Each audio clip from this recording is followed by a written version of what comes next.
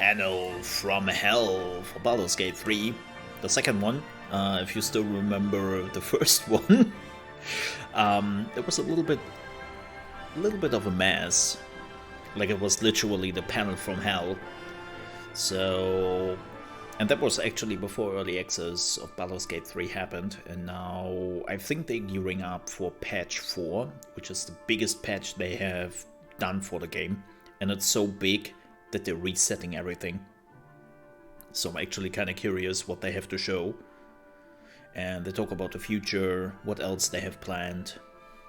And yeah, I'm curious to see what they actually have to showcase. We're still waiting also for classes. Like, keep in mind that Baldur's Gate 3, when it came into early access, was still missing a lot of things. And I have to say, on a pure personal level, I think Baldur's Gate 3 can be a little bit more in-depth than it actually is right now. Like, especially when it comes to decisions and character development and whatnot, right now it's very flat.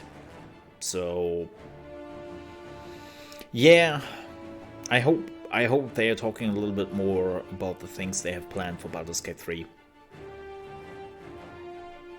So, I'm curious, especially for classes.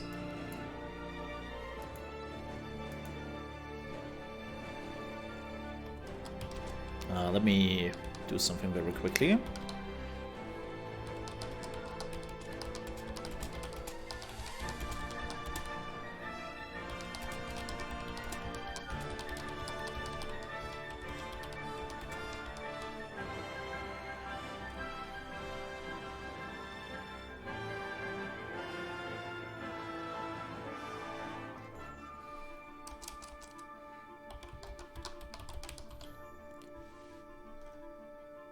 Alright.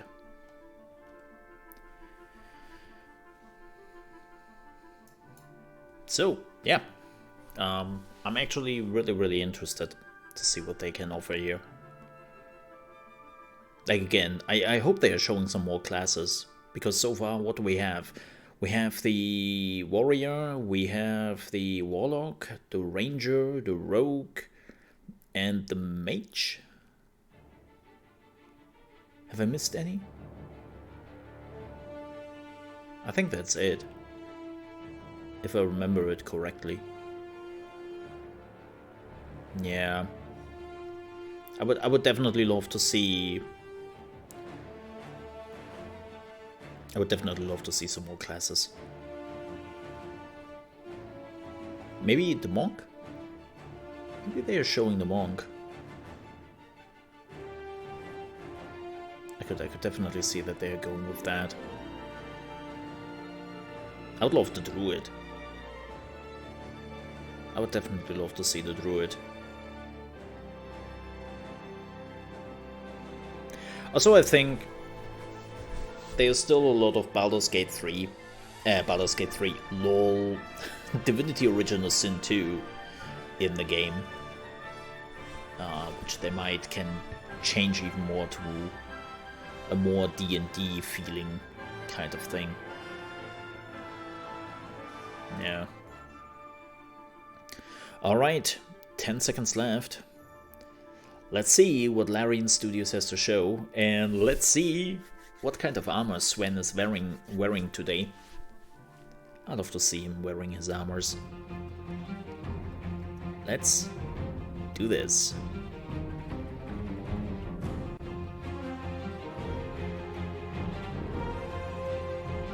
Okay, I don't...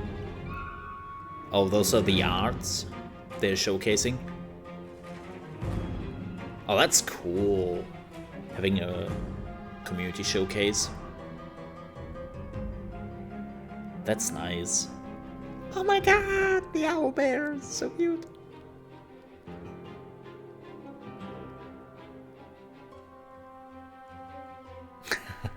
Oh yeah, the cleric is already in the game. See, completely forgot about that. Completely forgot about that. Man, they have some beautiful artworks already. Oh yeah, my second playthrough where I'm an evil playthrough, I've already murdered her. I didn't want her to have a warrior in my group. I was just like, nah, let's kill her. I know, rude. I don't like a trickster cleric.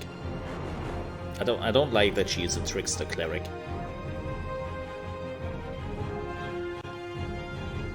Not she, the elf.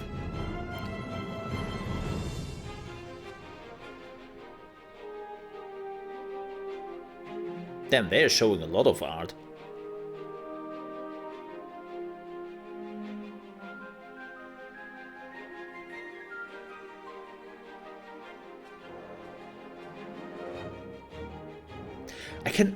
When it comes to art, I can never decide, because they're all looking so good.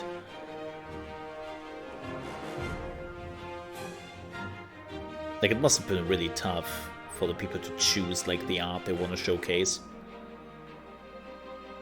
I was like, damn, which one do I choose?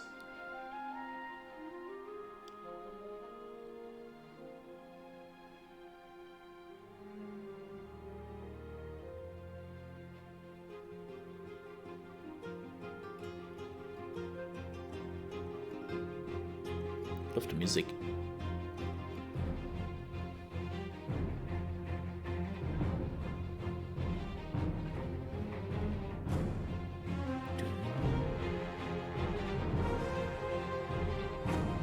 They're really showing a lot of art.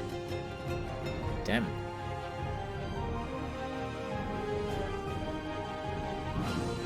Which again is great. Almost some art showcase. But they're also like, damn, that looks good. Okay, that was a good one. That was a good one to end the one. Oh.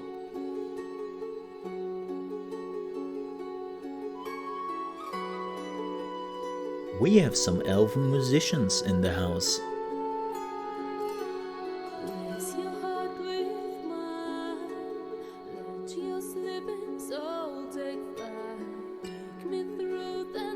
Team CA? Anybody?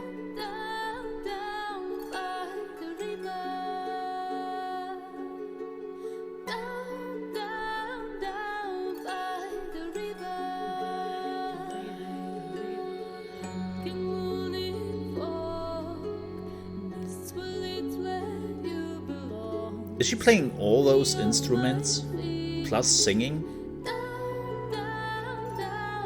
Damn. That's some talent.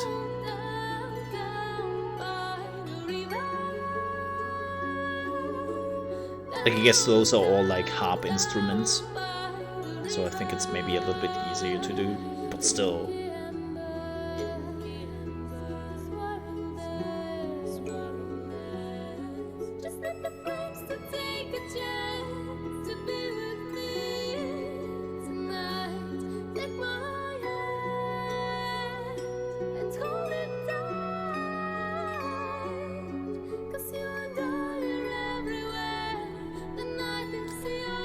Now I want some hot chocolate, a blanket, and just sit in the corner and listen to this.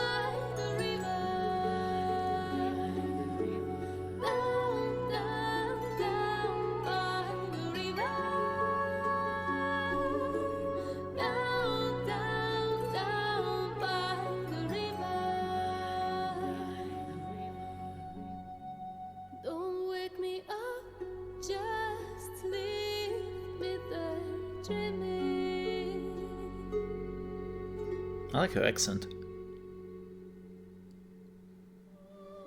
Let me show you what's to come. Your enemies will fall. It's a bit quiet, isn't it? Will tremble with the change you bring. You'll have everything you could ever desire.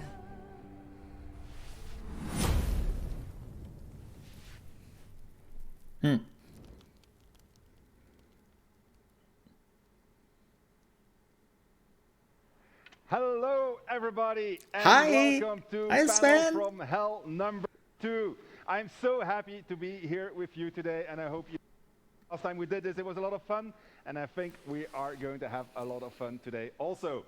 Obviously, we're going to be talking a lot about Update 4, Patch 4 as we call it, for Baldurs Gate 3. We have a full program about it. We're going to be talking to David Walgrave, our head of production, about the contents of Patch 4. We'll be talking about the patch also with Jeremy Crawford from Dungeons & Dragons, the principal rules designers over there, and with our I think his who is going to microphone is not working. We did a certain thing that I'm not going to announce just yet. Cow! We will also have some non-Baldur's Gate 3 news. We're going to be talking about our board game, the Divinity Original Sin 2 Kickstarted board game that is. We'll chat about some important Larian Studios news, which is important for us. And yeah, I think his microphone is not working. A live gameplay featuring the very big thing that we're announcing today that contains many things, but which I'm not allowed to name, and for which we have no other name than the very big thing that contains many other things. The big thing I'm not allowed to talk about. To put our campaign into perspective, Kinky? to see where we are in our early access campaign, and chat about everything that's happened so far and everything that's going to come. We launched early access a little over 4 months ago, sorry, on October 6th. Is it really just 4 months ago? I think it's 3 updates and 6 hotfixes. And those represented, give or take a few, about 15,000 change lists, as we like to call them. Why are we having... Patch 4, which is releasing today, actually contains another 15,000 of those change lists. And that means that this Why is patch there a everything cow? else that we've done before together. So what can you expect? Well, let's maybe talk first about things that we did. When we started out with with Baldur's Gate 3 on early access, our initial focus was on increasing stability, increasing performance, getting things to actually work. And now slaughter a live cow. Plugging in things that were reactions to community feedback that we were receiving. For instance, we changed the way that cantrips worked. You guys weren't big fans of all the circuits that we created with cantrips, so we removed those. We changed the way that resting was working. Oh, interesting. Approval ratings. So there was quite a lot of upset about how intolerant some of our party members were. So yeah. A little bit, make them a bit more tolerant. And like this, we added a whole bunch of things. We focused on quality of life. So, for instance, we made it so that... I wonder what they did to resting. I haven't really picked that up. Then the rest of the party But basically, resting was so easy to do. We put in an upcasting UI so that changing the level at which you're going to cast a spell was going to become easy. We introduced rewards for peaceful solutions to certain confrontations that you had in the game. We added also features like inspiration points or cross saves. We put in extra tutorial messages. We improved the combat AI, so we added a whole ton of things. And a lot of these things were literally inspired by the feedback that we got on the forums, on the community channels, but also from the analytics that you've been sending us and that we've been using to just wait for the moment till the cow is exactly pooping. How it should be. This is how early access works. As you play the game, we get just the data that we need to improve it. We keep on releasing updates like the one that we're going to release in the very near future. Not today, but in the very near future. And at the same time, we also continue working on the actual game, which one day is going to materialize, but we still have a lot of work, obviously. So, with all of that said, we're going to go start and chat with David, head of production. He is going to explain to us everything that's in patch 4 except one big thing. We'll chat about that later too. So let's move on. A new class, I assume. Hey, he can move now in his armor. I'll try not to fall in my very flexible, but just not suited armor. And we'll head over. Yeah. Right. Man, they are doing like a cosplay thing. Fancy meeting you here. Hello, it's Davidian. Oh, I love it. It's a what? It's Davidian. It's my tiefling name. Sorry, Davidian. I'm sorry, Davidian. I'm not going to call you David anymore. And so, our corona-proof campsite here. Hi. Hi. How are you? How's it going? Oh, there's glass in between them. Camper in my camp. All right, I just said that so you could make that joke. Yeah, so thank you. All right, so we've been chatting before we started on this panel, and so you lost a dice roll, and so as a result, You were can not see allowed the to microphone talk about there. a very big thing that Was contains it the many camera? things, but you're allowed to talk about every single thing that is not the very big thing in patch 4. So tell us what's new. What? So I did lose the dice roll, so I cannot talk about the thing with all the other big things. But I have another big thing, and that's like every other change that we did apart from the big thing. Because apart from the big thing, there's an entire team working Is it a on fax machine? stuff. So let's talk Or like about an that endless too, shall we? printing machine? I can keep on going. Yes. So Okay, so go ahead. Start. The first thing I want to talk about, speaking of dice rolls, is we're introducing loaded dice. Oh. What is a loaded dice? So, Let me go if up here you're a playing bit. tabletop, right? Throwing a natural one once in a while is just funny. I can do this. They gave me a button to do this. See? That is a natural one. Yeah. So if this happens, your friends are gonna make fun of you, and everyone's laughing. But Let if me do this it again. happens, okay, it won't be a one again, will it? It will because I pressed the one. Ah, then stop pressing the one. Anyway, if this keeps on happening in a video game, you get frustrated because the thing in the user interface has a 5% chance to hit. And if you miss 2 times in a row, 3 times. or 3 times, you stop believing that and you get frustrated. So we now introduced an option, it is an option, where you can turn on loaded dice, and that is going to start turning luck your way. Okay, It's so going to start fading your luck. So it's going to give you a little extra on the dice if it's really going badly, and then it's going to give you, like, for instance, something like this, right? Go on. It's an 11. It's already better. So what it does is it just remembers that you already missed once and an 85% chance to hit. And it's not going to do that. Probably, there's still a bit of there, but it's probably not going to do that the next time. I wonder why they have such So, big what else audio did we do? issues. Dice. We had loaded dice. Do you remember the Speak of the Dead spell? Of course you do. Yeah, I do. It's our go-to fallback position, actually. So we make it possible in the game to kill pretty much every single protagonist. And so there's a problem with my microphone, apparently. Good, they're monitoring it. Good.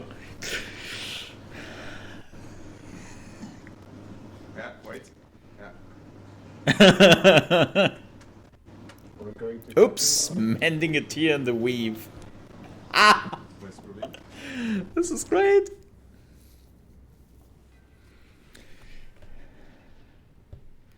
There. So, wait, the big announcement is a cow? Do I miss the significance here?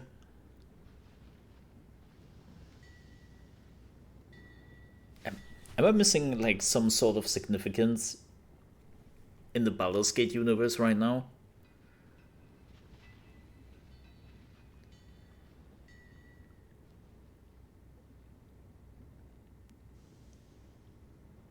Like, what is the cow supposed to mean? I mean, we will probably find out later on, but it has 3 dots. I wonder if that means anything. Cow. Cow.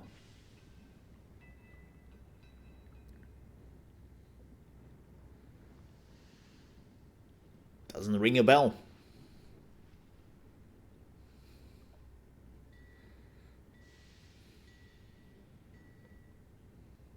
Doesn't ring a bell. Minotaurs? Oh! This is exactly what happens when you roll too many ones. Things like this start happening. So my mic broke, and so we're now using a boom mic, so there's thing floating in the air, and hopefully it's going to pick up all of our voice. So we were talking about Speak with the Dead. Speak with the Dead microphone, for instance, would also be a good thing to do. But Speak with Dead, tell me, what did we do? That microphone is we still... already had the spell, and we already had dialogues on corpses that you could talk to, obviously. Yeah. But we improved it. So first of all, the highlight was improved, so you can very easily spot the corpses that you can talk to. Mm-hmm. But that's not all. We wrote extra dialogues for Speak with the Dead corpses that were not there before, but that's not all.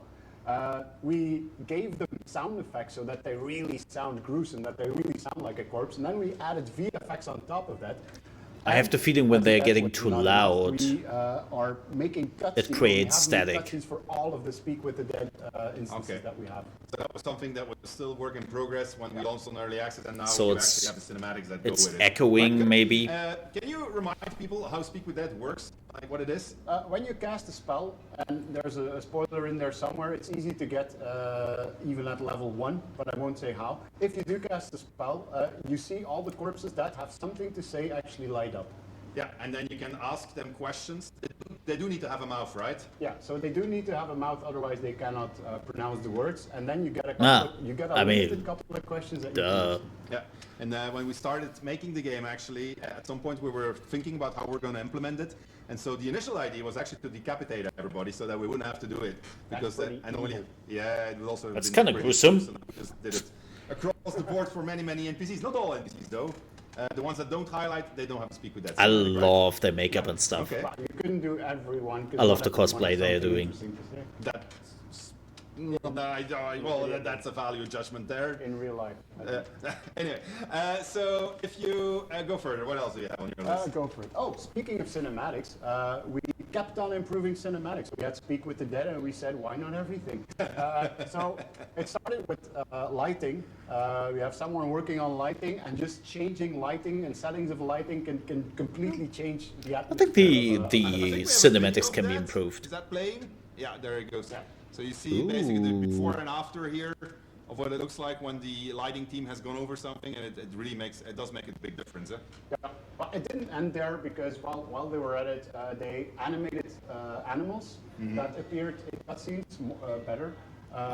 This They looks so much changed better. Angles, they changed positions, like they just improved cutscenes. They even made cutscenes. Wow. Cutscenes before. Did you know that there's about 25,000 cinematic notes like this in the early access version? Yeah, I looked up that number. And that, but I mean, this is just the Act 1 content, right? So there's still all the other stuff that we're That looks making that's good. being done. I don't want to talk about that. Yeah, no, it is vastly insane.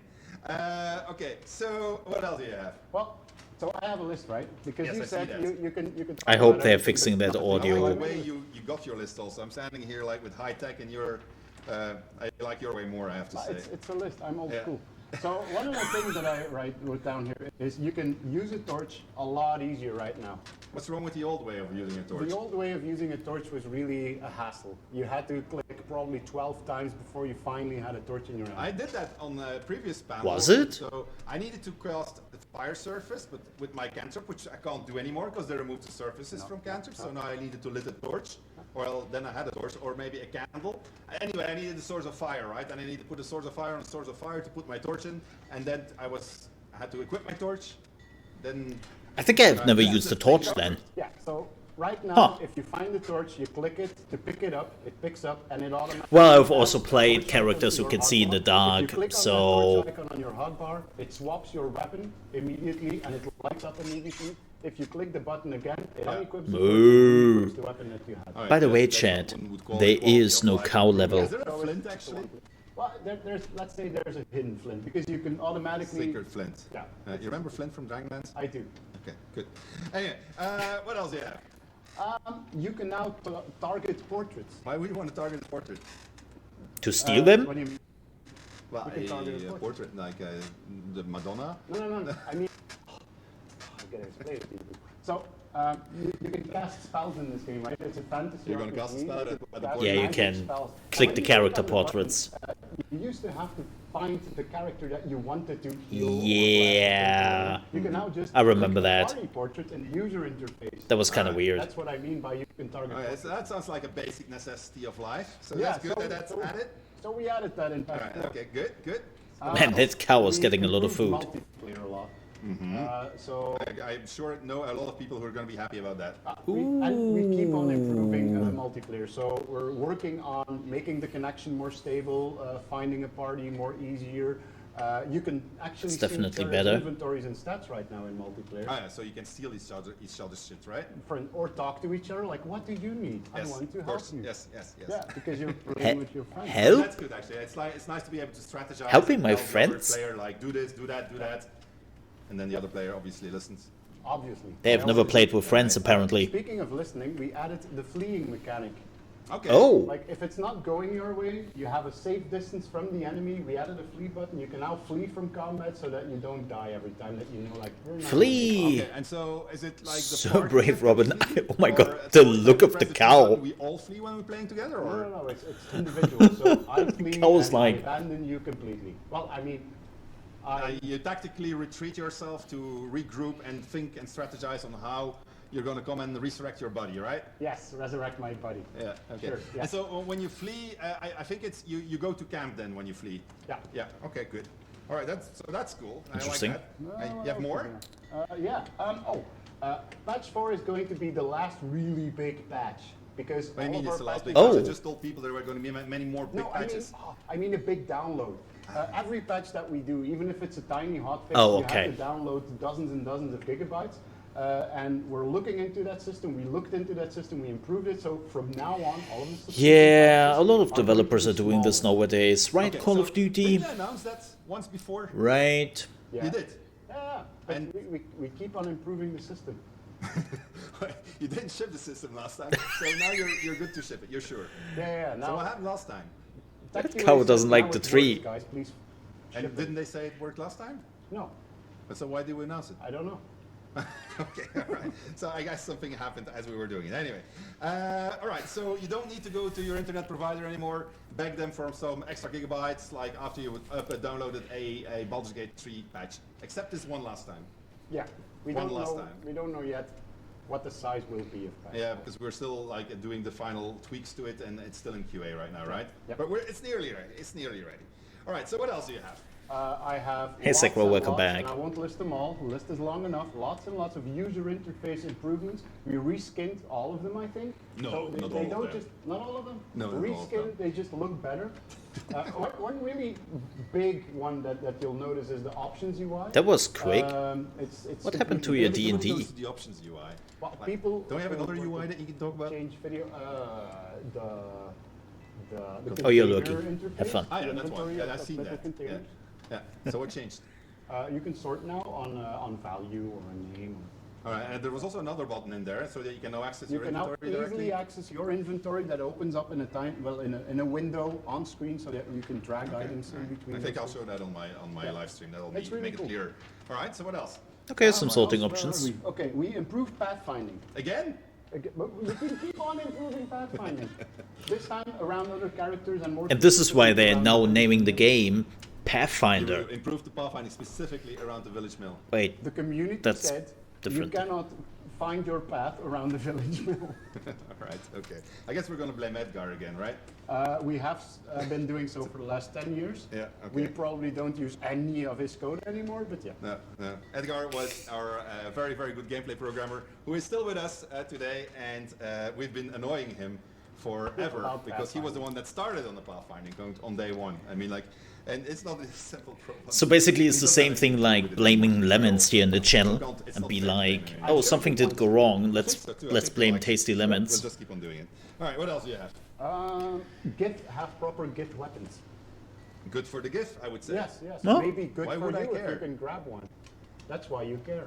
Ah, because I can steal them from the gift. You could. You can Okay, try. that's a pretty hard fight. Okay, fair enough. Interesting. Okay, what else do you have? The Flaming Fist now have a shield with their coat of arms on it. Let me guess. It's an important detail. It's a fist.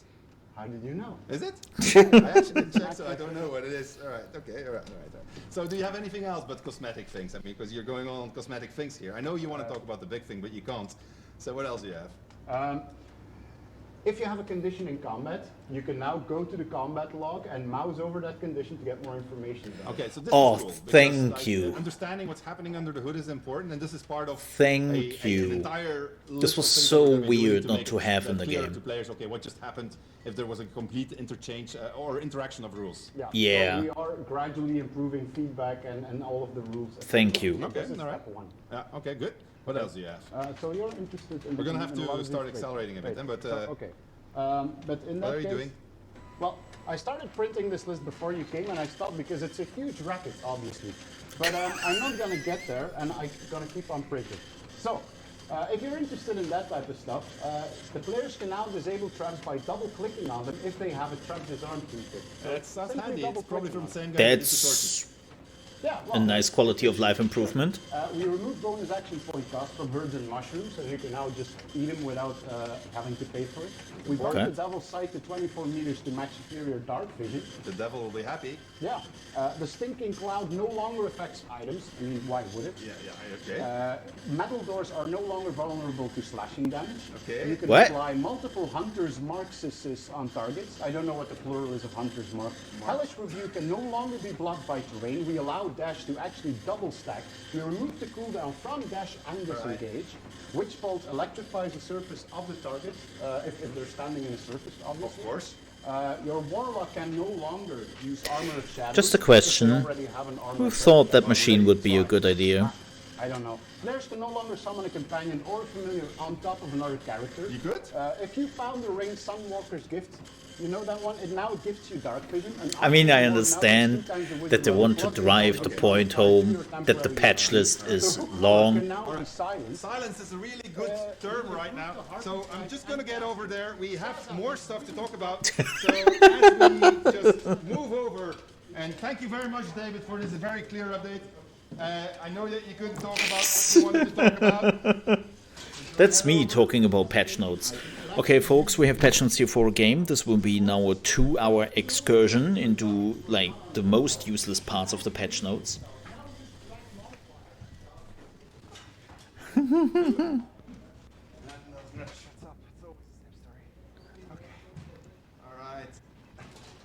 Tell me when we have sound, guys. So many microphones. We good? We good? All right, good. Sorry about that. Now that my mic is gone, I'm dependent on the boom thing following me. You could hear we've done a whole bunch of changes that have nothing to do with the big thing that we're announcing today, which we'll do together with Jeremy and Nick in just a bit. But, I wonder how much paid for their whole interior and stuff. The work that goes into Baldur's Gate 3. This patch log is for us has been very large because we had put a lot of effort in getting it to you, and that's also why it's a little bit later than we had originally hoped. And it reflects probably the biggest challenge that we have with Baldur's Gate 3. This game is very big. We wanted to make it very good, but it's taking a lot more effort than we originally anticipated. When we started on it, I think that's every Larian patch and Larian game. Every time it's like, it's bigger than we anticipated. We grew to 4 studios spanning 300 people and still growing. And it's just a monster that needs to be fed. Last year, we announced that we had a studio that we opened in Kuala Lumpur in Malaysia.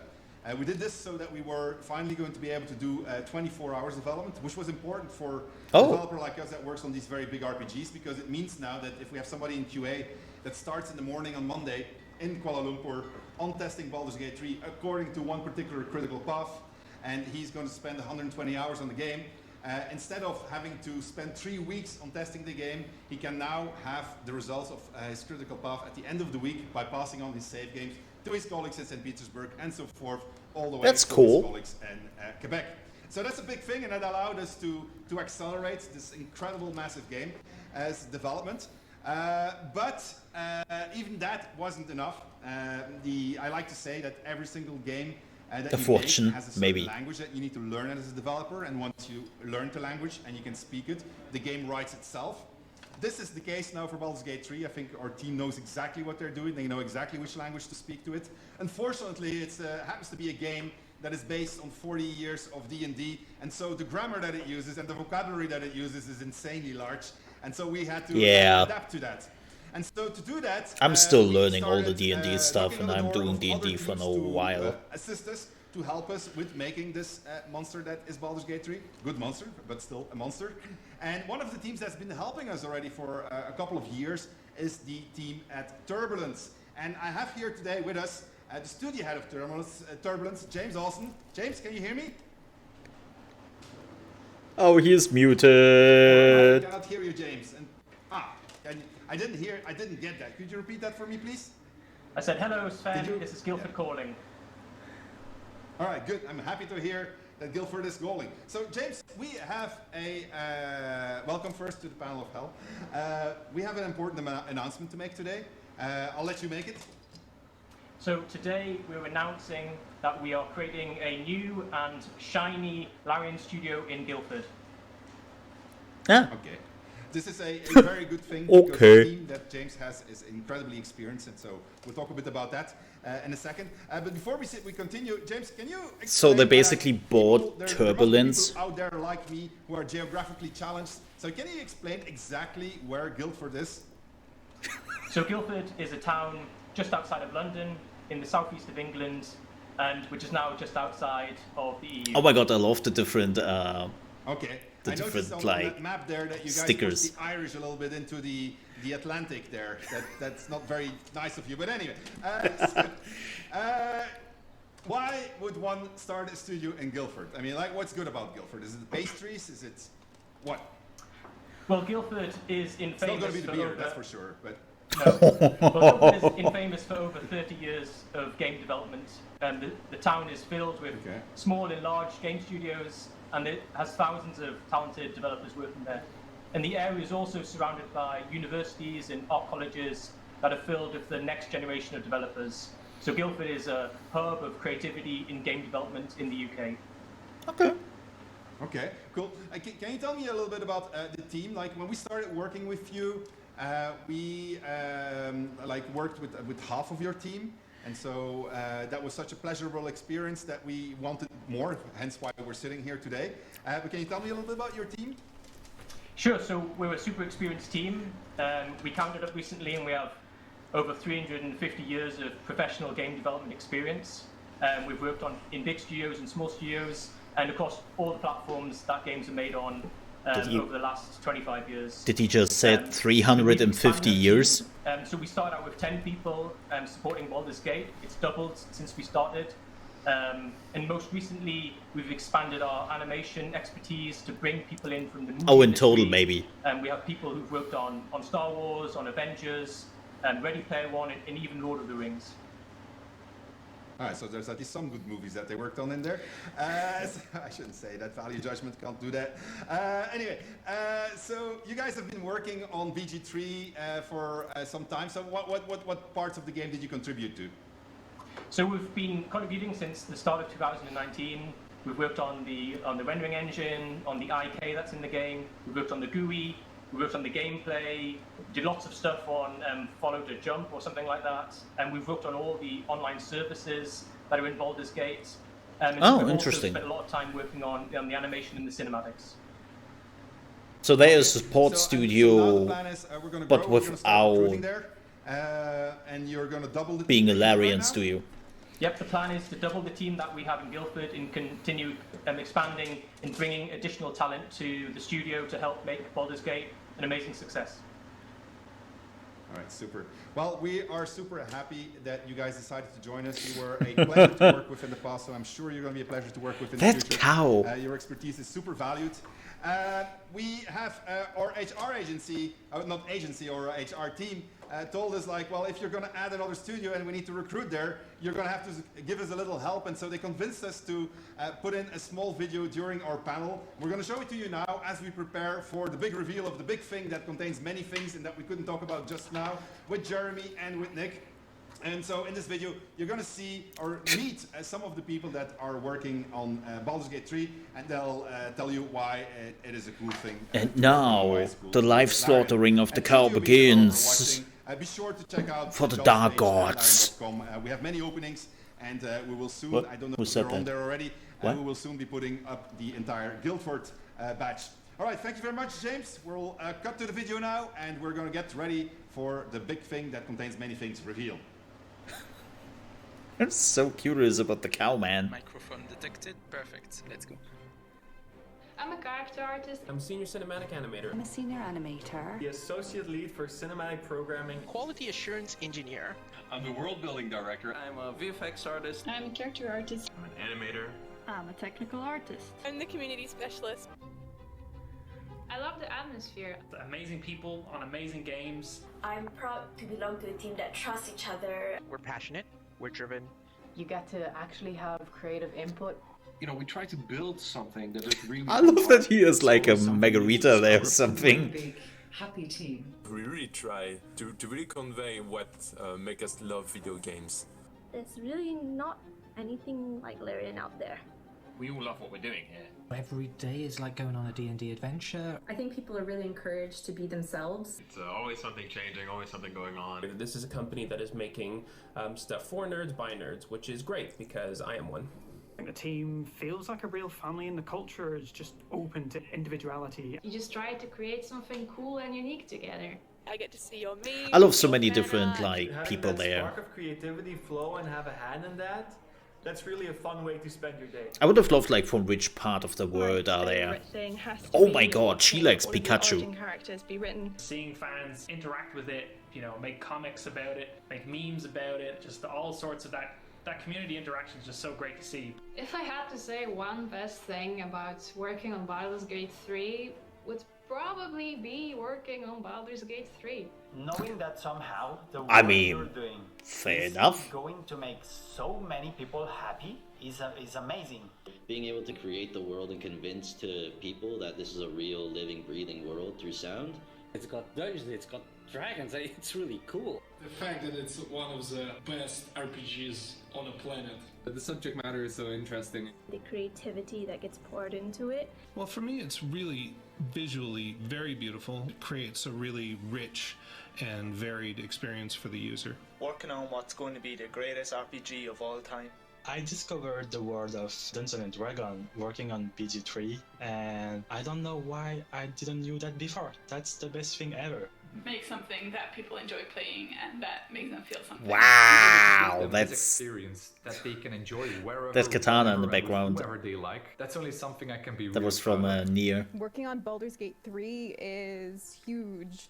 I used to play Baldur's That Gate was 1 and huge. 2 with my brother when I was a little kid, so being part of the development is kind of like a dream come true. And being able to resurrect such a beloved franchise for a new generation feels like an honor. Well, obviously the fact that I get to see you guys being horny on main all day, every day. Excellence. Team. Absolutely fun. Family. She got me. Team. Wizards. Adaptable. Big love. Team. A dream come true. Pretty awesome. Friends. Home. Expressive. Inspiring. Family. Unconventional. Team. Unique. Awesome. Whimsical. Weird. In a good way, though. Not, you know. Truly. Chaotic. Good. Bold. Eidetic. That's a nice fancy one for you. Spent ages Googling it. Perfectionist. Fun. Ambitious. True gamers. Inspiring.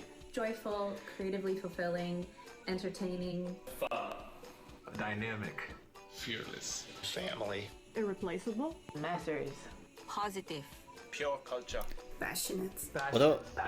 What are we talking about? Passionate. Passionate. Passionate. Passionate. Supercalifragilistic expialidocious.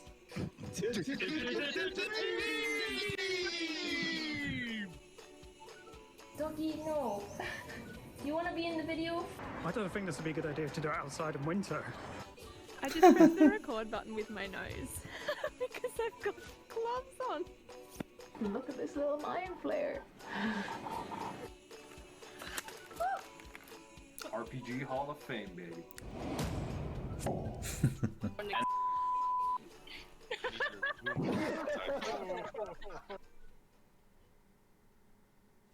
That was cute.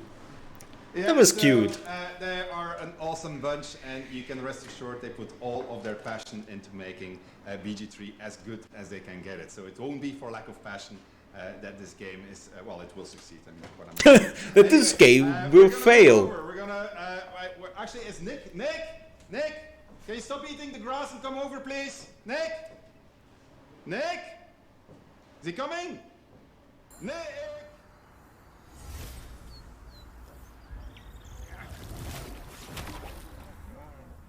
Yeah, the Druid! They're adding the Druid to the game.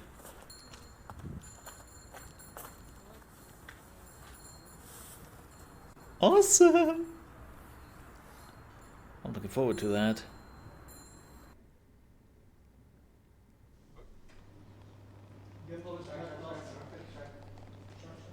Ooh. Oh.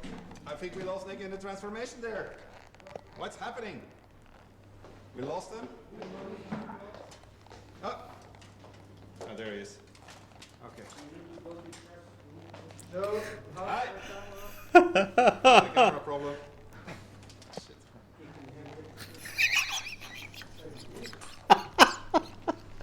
We have technical difficulties here.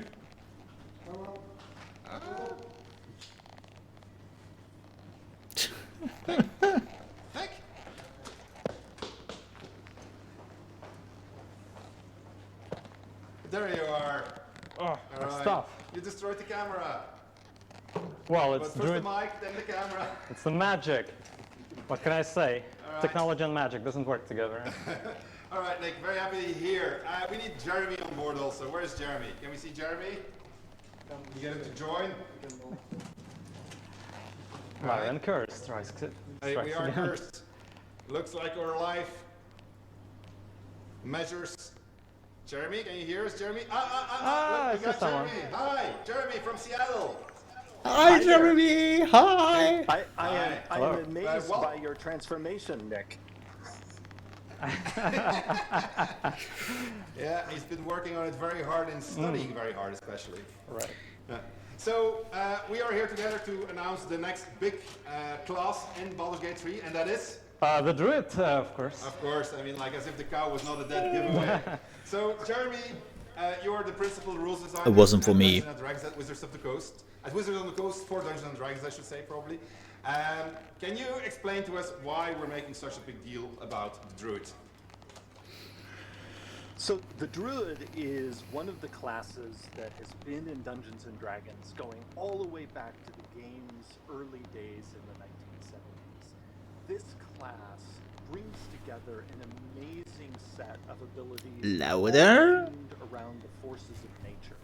Druids are members of an ancient order that channels the powers of nature, weather, fire and ice, lightning. They're able to talk to animals. They're able to heal their friends by channeling the forces of life. What is that are that around them. sound? And on top of all of this, they're able Is that his to leather combine armor? with nature by using their wild shape ability to transform into animals like the cow that you just were, Nick.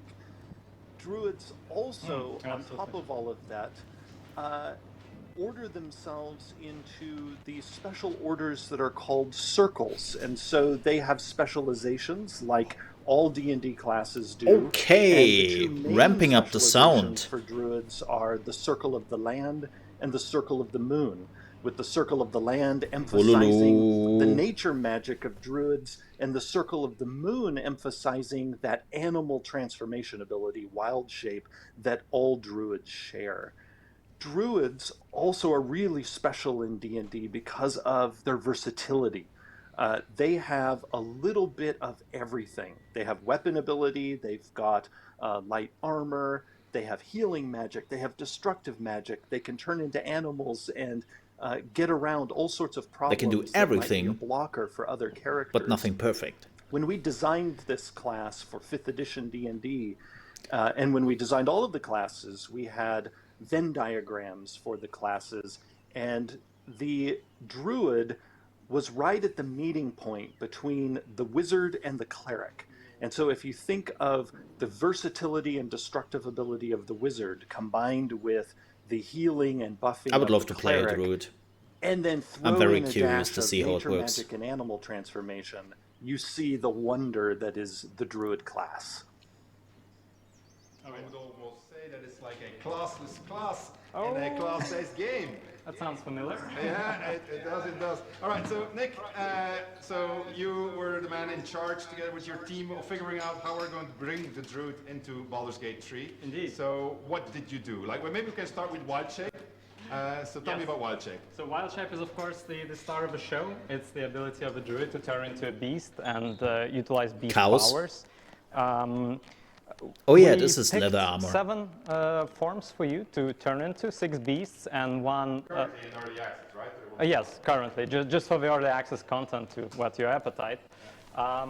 Such forms as the giant badger that can burrow into the ground. Can you show that? I think you have a video of that. I was about to, but it seems like my magic panel oh, your magic panel is not working? died.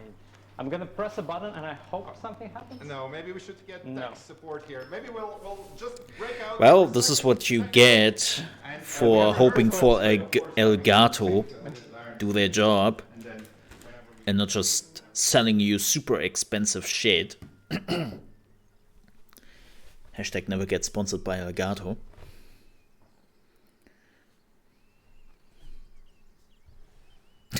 That cow.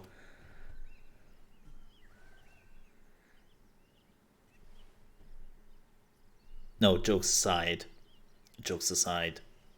Like, that's when you probably do a live show. I mean, it's the same problem with a live stream.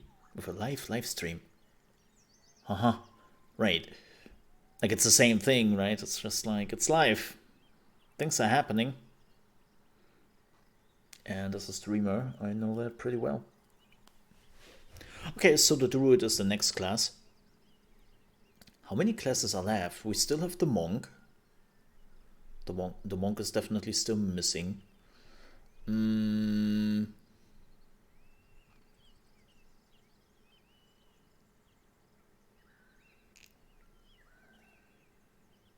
Which other D&D class do we still have missing?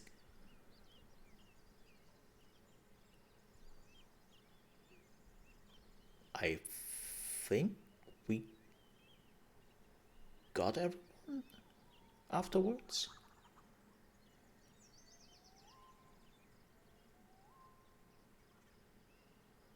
Yeah.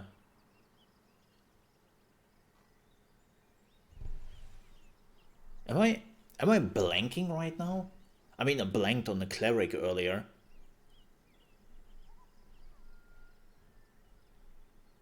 So, Paladin? I'm mixing things up right now. We are mixing things up here. Let's not do that. I'm so bad with remembering the classes, especially if you play a lot of like homebrew D&D or watch a lot of homebrew. Like, you just have like a lot of like changes and extra classes and it just mixes up. It's a bit of a mess. Totally my fault.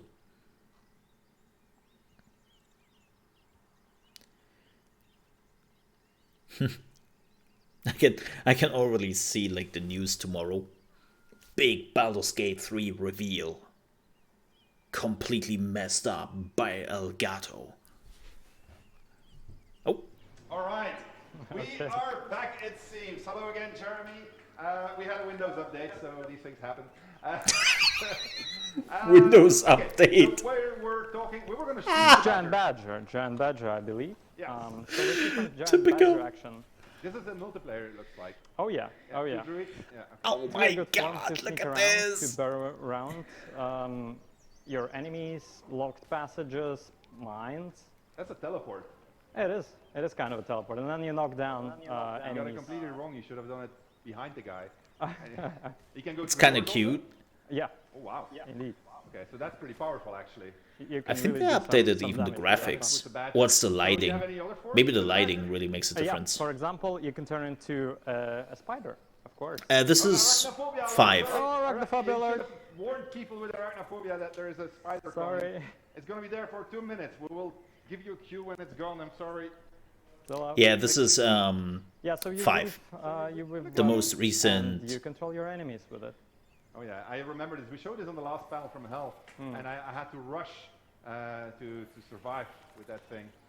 That's actually cool. And you're webbing with it also. Yeah, you can create webs, and other spiders won't attack you, I believe. Okay, so the interesting. Versatile, Jeremy just mentioned. So we have a spider, a giant badger, and a cow. And you were afraid to ask him. Yes, indeed. It's an interesting thing. But we're working on these spells and actions that the Druid has, which we're adding about 30. And something that was interesting about the D&D version of the Druid is that how comfortable the Druid feels with fire magic. So the Druid can, for example, create a flaming blade and just burn an enemy into crisp. So the question would be, Jeremy, how come Druids are so comfortable with the destructive element? So that gets to one of those core elements so of loud the now. Druid of there being we so go. connected to nature that they're connected not only to the life-giving aspects of nature, but also to the destructive aspects of nature. And fire is one of the most destructive forces that you can face in the natural world. But it's also often a life-giving force, because we know in our world that a healthy forest often relies on controlled burns or limited burns for the forest to truly thrive. So druids are tapping into that force, as they do with so many Fair other point. natural forces. Kids, that doesn't mean you are allowed to put like wildfires out there. Don't do that. Early That's conception of bad. Dungeons and Dragons owed a lot of its identity to various things that druids do in Irish folklore. And one of the things that druids do, Yeah, they are summoning flaming is blades. call fire down upon their enemies. And you see this in the tabletop RPG with druids eventually getting the Firestorm spell, which is actually a direct nod to an event in Irish folklore where a group of druids calls down a rain of fire on an opposing army. Oh yeah, me and my friends are doing that like every second weekend in the backyard You'll of our see house. something that's in the game. It's pretty you normal. might wonder, how the heck did this get here? And often the answer is you're looking at something that lodged in the game from ancient myth in the real world. Oh yeah, I missed a lot of classes then. I know what you do.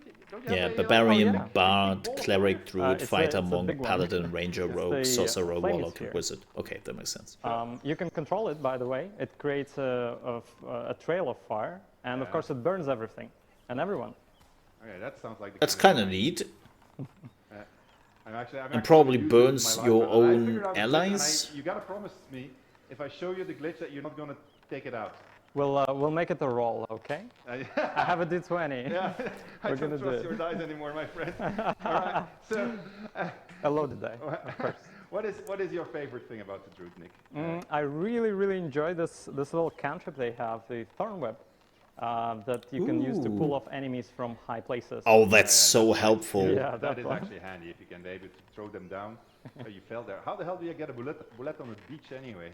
Whoa, that's a lot of magic involved. That was I think that was somebody cheating to make that video, right? It's very possible. All right, so there's much more being added. Like one of the things that I thought was like when you explained it to me is underwhelming is the good berry. But then I'm told that the good berry is like a favorite and it's like considered overpowered. Is that correct, Jeremy?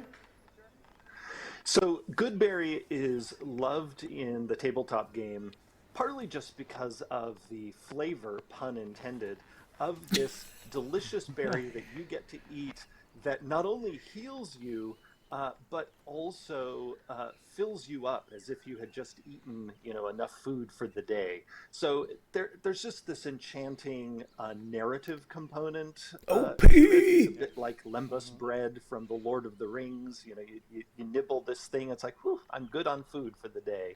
Now, in the tabletop game, Goodberry can be extremely powerful if you multi-class. So if you are a druid... Well, the good thing is we don't have multi-class in the game yet.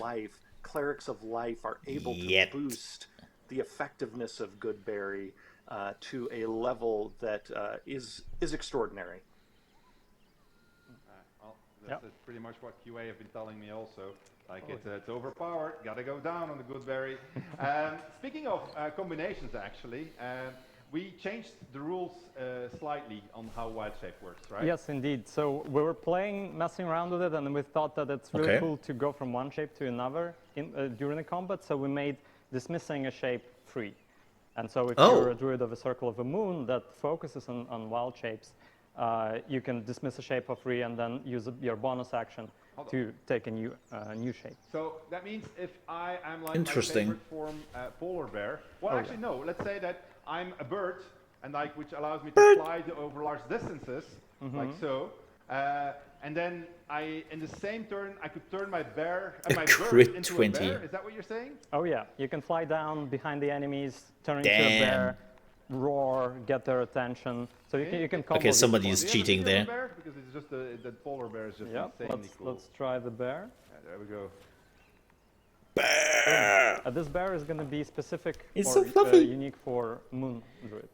Okay, all right. This is polar bear, so everybody's going to play circle of. Look at him. So cute.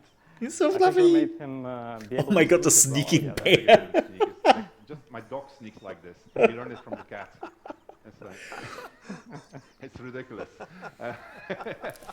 And there he's goading, right? So this is like taking all the aggro to him, which is quite handy actually if you're walking around with a bunch of puny mages like I usually do.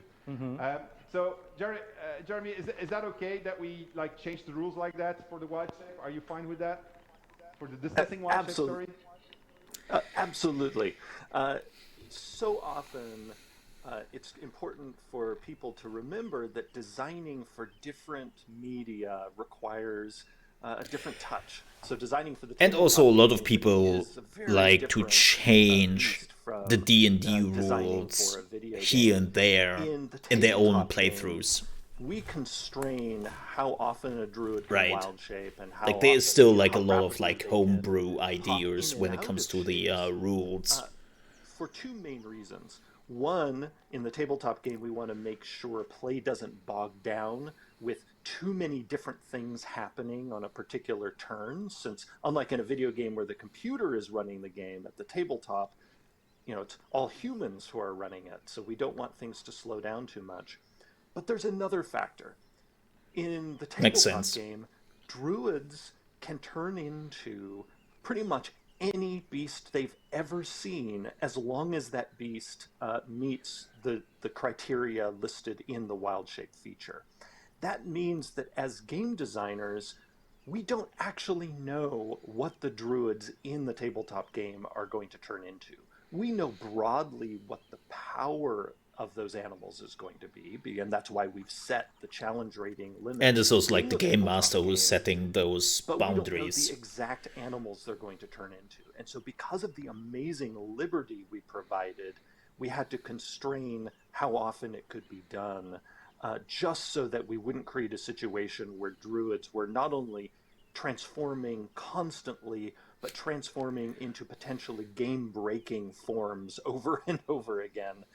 And that is often a theme in our tabletop design, that if we get really generous on something that we let you do, as we are with the shapes that you can turn into as a druid, we then tend to become much more limiting in how often we let you do it.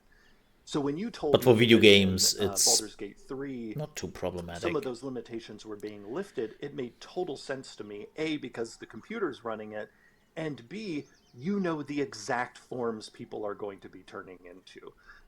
Whereas again, in the tabletop game, we don't know if the druid is turning into a dinosaur, a mouse, a giant spider, or some other fanciful beast they've encountered on one of their tabletop adventures.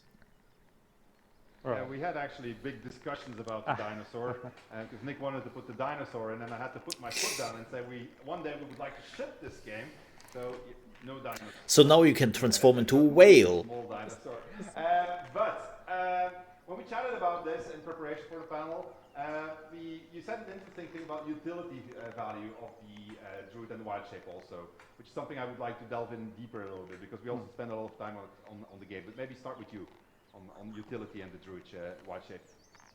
Yeah, one of the things I love about the Druid, not only as a designer, but as a player, when I play You can really listen to the dude on the right just talking about D&D. Often people who gravitate to Wild Shape, He knows how to sell you all those little details in D&D, as primarily a combat form. which you probably should in the position he is in. I actually think Wild Shape's greatest value over the course of a campaign is the many different ways it can break an adventure in good ways, because often in the tabletop game we actually want our players to come up with clever ways to break things, and Wild Shape does that in spades. And I love in the video you showed that exactly with the badger crawling under the wall, in a normal circumstance, you might have a group of adventurers looking at a tower and like, oh my gosh, how are we going to get up there? And the druid is just like, I'll turn into a robin, fly up there, and I'm there. So the druid can create these amazing. I wonder how they do that in the game. Unexpected, because it sounds in how an adventure pretty plays strong. out, and that to me is the most exciting aspect of Wild Shape. All right, we have a couple of examples of how we're doing that in the game, because we actually very much try to make Wild Shape part of the normal gameplay outside of combat. Yeah, so, we really want you to stay in your wild shape while you're exploring and look for ways to use your wild So shape. everybody is such as, bird. you can turn into a cat. Yeah, it's International Cat Day, by the way. Oh, so... Kitty! Well, I'm a cat person, so we have... Whoa, that's a deadly cat. Holy moly. This is a very aggressive cat, but usually a cat would be sneaking around as well. You don't and it mess can with a meow cat. to attract the attention of the enemies. Yeah, that is actually pretty cool. I've used that. It's actually Go for the throat. Go for the throat. with your cat when it's meowing, as they do in the middle of the night, right? But you can also talk. Yeah. With animals, if Indeed. you're an animal. So as an animal, you can talk to other animals, of course. And they will sometimes have specific responses because you recognize. Oh yeah, remember the bear. So here, for example, the player is turning into a polar bear to get the other bear let him through. Da. I love what Cinematic did here. Of course, this added a lot of work to cinematics. Yeah, it did. Making sure small beats and big beats. Lines of dialogue. Da. They're both so And fluffy. Cinematic knows as a result of it also. So you can talk to animals, you can abuse it. Well, I'll show you how you can abuse it. I'm going to single-handedly do a dungeon that has been declared unsingle-handedly doable with my druid shape. Well, I'll try at least. Well, we'll there's one thing that I've been meaning to ask you. Well, actually, I would like you to show, Nick, because we just saw that cat was climbing down the ladder. But what if I'm like a huge cow with fire in my eyes? I know it's not called a cow, but I can still think of it as a cow. It is a deep froth. It's a mythical beast from the Underdark.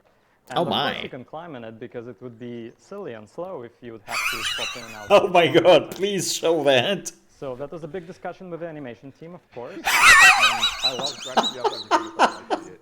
It's like it's still a little bit buggy there, so that's one of the things we still need to fix on the ladder, but it's just that we can do it. And indeed, I love it. Approve of the fact that Please, make you get please out leave of it your in. regular shape and then just jump on top of this. Please. And this, my bear can also climb like this, so they all can climb. all of them, yeah. And they can sit also, right? They what can happens when sit. they sit on a chair? You just chill out and maybe you take a screenshot. Ah. You can sit on Oh a my chair, god. You can lie on beds and The sliding all kinds of animation. rock slides that work as I'm beds. done. And, I want it. I want it. Pretty cool. Maybe last bit, because you just mentioned Druid Grove. Baldurs Gate 3, opening act, you got a Druid Grove. Yeah. And we stand in a Druid Grove here, all right? Mhm. So, what does that mean for the game, the fact that we added the Druid class? Well, yeah, indeed, there is big druid presence in Act 1, and of course they will recognize you as a druid, and you will have Oh, that's specific interesting. responses because you're a druid and you understand better what is going on, what kind of conflict that there might be going on. Okay, and so you're going to get extra reactivity? I would definitely, Yes, like, you'll I get think I extra will dialogue play choices, as a and you will druid. also get an extra, I love to play a druid in storyline, D&D. that ends up with you becoming the Not quite sure fate yet. warden of the grove. Also, Sakura, that is a pretty long boa constrictor with better 50 than mine, feet. actually, yeah. Damn. What's it called? It's called Pale Oak. Pale Oak. Yes. All right. Like, you know, I was talking to a member of our team yesterday, and I hadn't realized it was Pale Oak. I thought it was a Paleoc, and so I say, what the is it Paleoc? I mean, Paleoc. Paleoc, yeah. All right. Okay, cool. All right, great. Well, thank you, Jeremy, for joining us in Seattle. That was cool. I hope you enjoyed our little interpretation of the Druid in Baldur's Gate 3. Thank you, Nick. Well, you're going to be sticking around with me for the gameplay demonstration, right? Yeah, So I'll see that you don't break the game too hard. No, I don't. Well, I can curse at you as we do that. So, before we are going to jump to our live gameplay, we are going to have to set up a couple of machines over here. And as we're doing Who that, hopefully we're gonna show you don't a have little video we to made, because we don't do a normally Windows make update. Baldur's Gate 3. We hope to also make Divinity Original Sin 2.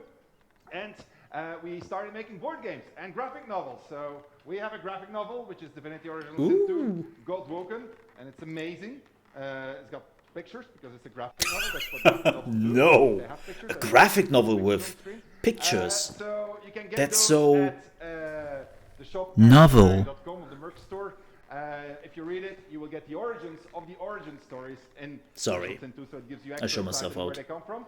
And the board game, which is still in production, it was kickstarted a bit over a year ago, is making good progress. Team is now on iteration 3. And they made a little video to basically give you a status update. Not that I care too much for the Divinity Original Sin 2 tabletop, and that is but presented, cool. that is presented by none other than our own Irish Druid who can put a rain of fire over your head, Kieran Kelly. Kieran? All right.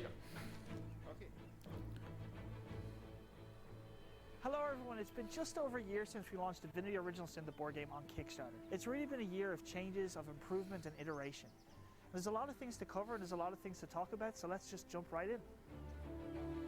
So the first thing I want to talk about is actually the artwork for the locations and the enemies and the bosses.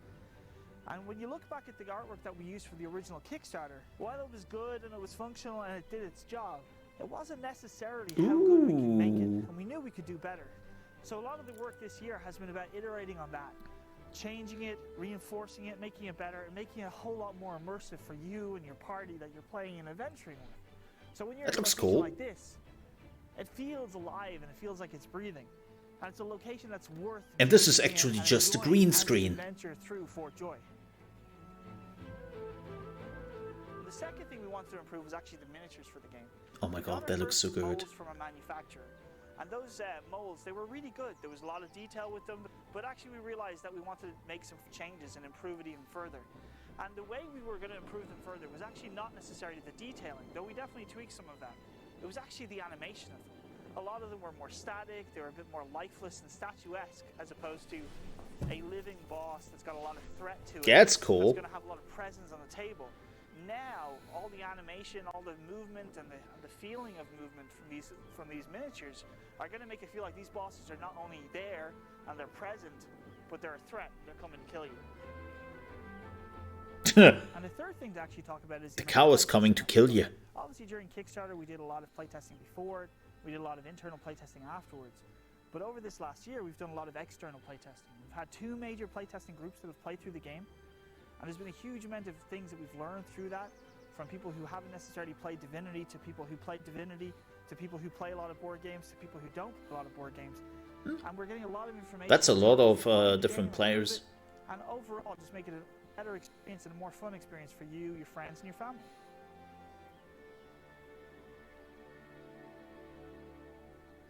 So that's a lot of mountains. Getting on this year. I just want to say a big thank you to the community for all the support we've gotten so far. If you're still interested in following along, you can do that on Kickstarter. We do monthly updates. Otherwise, you can still back the game on the Larian merch store. But for me over here at Fort Joy, back to Sven and Avernus. Now, how do I get off the sign-off?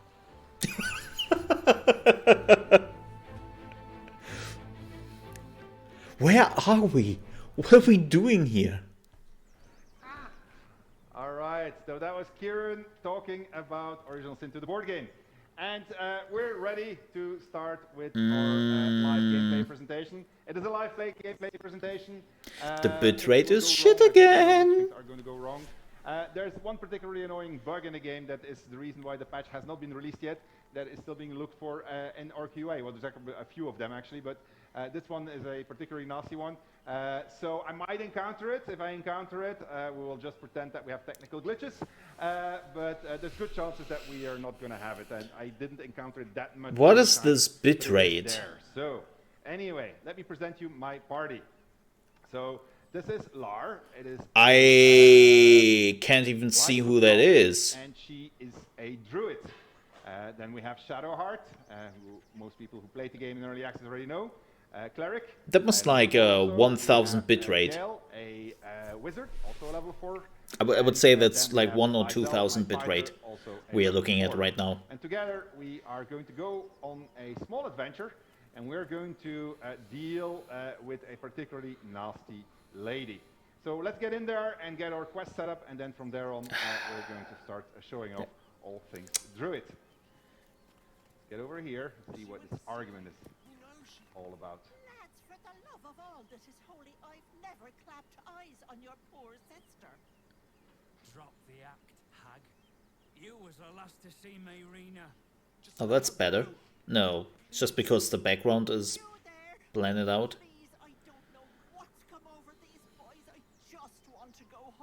Ooh, what's with her hands? Oh, my insight failed. Alright, so what's going on here? Careful. Don't trust a word out of her mouth. Our sister went to the hag, and we ain't seen her since. Hand over heart, I don't know their sister. Oh, it's not her arms, it's a leather armor. I was like, wait, what is going on with her arms?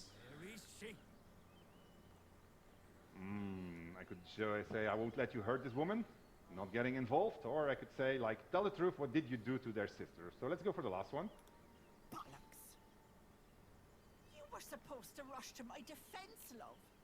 Fat lot of good you are. What? Some advice. You ever darken my door, you'd best have that head bowed and an apology at the ready. Bye-bye now. She's certainly not an innocent old lady. She can do this. Well. She could shoot fireworks out of her backside for all I care. The hag has Rina. I love the new cinematics. They definitely did a lot to the lighting. Mayrina, she's... well, she was in a bad way after her husband died. Started saying weird things, like how she was gonna... Yeah, all the green is messing with the bitrate, and they have a relatively low bitrate. Probably like 4K. None of this matters, all right? We need to get her back and fast. 5K at best. Well, I'm the hero, so I'm gonna say, I'll bring Mayrina home. So you can see that I'm still not that tolerant of my mistakes. But, Joel... Not a chance. We're getting her back on our own. Now, come on. It's a stupid idea, boys, but have it your way. Alright, let's explore these very nice sunlit wetlands. Have a look, I mean, like how nice and cozy it is over here. You just want to go and sit on that rock. No, I don't, because they have far too much pixel on my screens right now. I am going to do something. It's one of those new spells that was added with update 4. I'm going to enhance my abilities. And so I can choose between endurance or strength or... like, don't get me wrong, nothing against like the game or anything, but yeah, I think they had a similar issue with the first stream they had. Like, the bitrate was far too low for all the green they had. So basically what's happening now is she's concentrating on making her more intelligent. So that's pretty much it. Let's go. A chill runs up your spine. You feel like you're being watched. I love the armor, I get though. a druid option here. So this option you would get if you were not a druid, or if you were just to be a fighter, investigation. And so that is actually a very hard role to make. But if you're a druid, you get a nature option, and that's a much easier role to make. And on top of that, unfortunately it's intelligence based because it's nature, but I do get +2 from my proficiency in nature, but I get -1 from my intelligence, which is fairly low. Luckily, I got advantage on this roll because I use my enhanced ability, and that means that I'm going to get to roll twice should I fail. So most likely, thanks to loaded dice also, I'm going to make it because probably I was unlucky before. And there you go, I get 19, so that's a pretty good roll. And so I now Developer cheat. Shuffle in this check, and something's going to happen. A swamp, stinking and insidious, assaults your senses. Oh, that's cool. It's not such a nice sunlit area. Wow, it changed the whole area. Is what it seems, because for instance, if I'm going to click on this, this is why one of those little new container UIs that that David was talking about. So if I click on sorting options, oh, that's cool. Click on inventory, you can access your inventory, and if I click on eat apple, I get an upset stomach, and an upset stomach is actually a form of poison. And I need to help myself now. Luckily, this is update 4, and we have protection from poison. So I'm going to get rid of that poison, and on top of it, protect my druid from poisoning by this evil swamp. Let's continue our journey and see if we can find a friendly soul. There's a Oh. guy with a red hat over there, so it's probably gonna be nice. The red cap.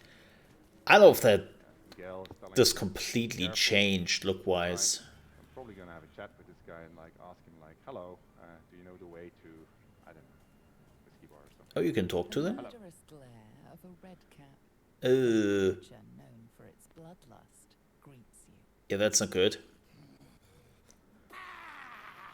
That noise. Is the creature pretending to be a sheep? So Oh, that because you guy, can if see. I would have failed my role and not Yeah. detected that this entire area is a swamp, I would have seen us as a sheep, and he would be pretending that he's a sheep, albeit a weird sheep. However, Take a deep breath and say, now I can see that he's "Wah." a murderous red cap, and that he's pretending to be a sheep. Now I can tell him like, I know what you're doing. I can take the initiative and surprise him by attacking him, or I can just say, ba-ah-ah-ah. And since these are dark Please times do and it. it is good to be Do optimistic it. in life, we're going to say ba-ah-ah-ah. And I would like the entire stream to also say Nah. ba-ah-ah at the same time because it Nah. just makes you smile.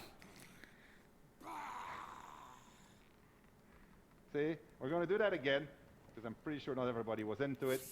So here goes his ba.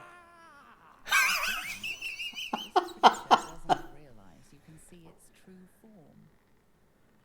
And we're going to go all together now on a ba. I can't see the chat, but I hope you're ba-ing like hell right now. Bah! There we go. We get a good ba back. Doesn't that feel good?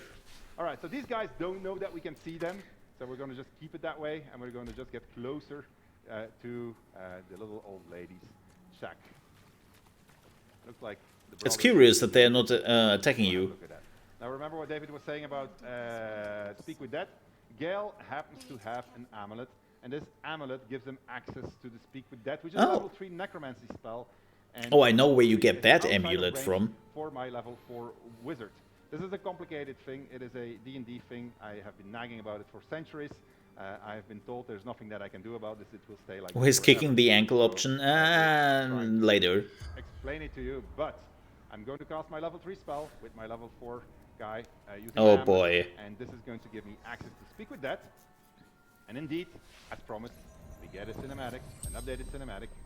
Oh, that's cool. The corpse regards you lifelessly. And so I get to ask 5 questions. So we're going to ask him first and foremost, did he find your sister?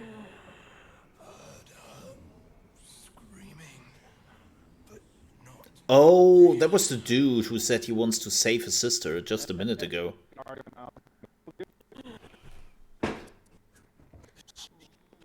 Whoa! There goes the bitrate.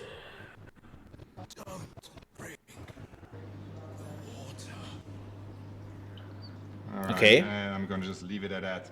Now, David mentioned that we made it more user-friendly to be able to continue playing with Speak with Death. You actually get to recast it on any dead body until I take a, I think it's a long rest. So Oh, I that's can neat. now basically talk to his brother. And indeed, we get another cinematic, so we see that cinematic system. I wonder if you can skip this. Because if you're doing this a lot of time...